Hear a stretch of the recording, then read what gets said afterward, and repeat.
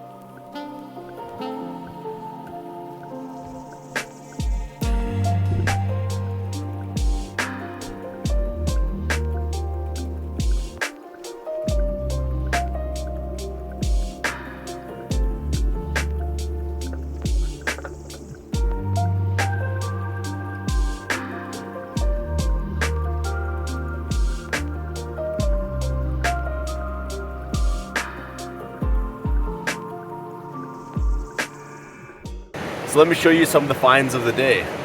So I'm gonna start off with a couple of normal things. Some nice lures. They both have barbs on them, but nothing too crazy, okay? So I'll probably repurpose those. Some pretty standard, just your single hook, little bead on it. Nothing too wild, right? Has some jigs as well, pretty common.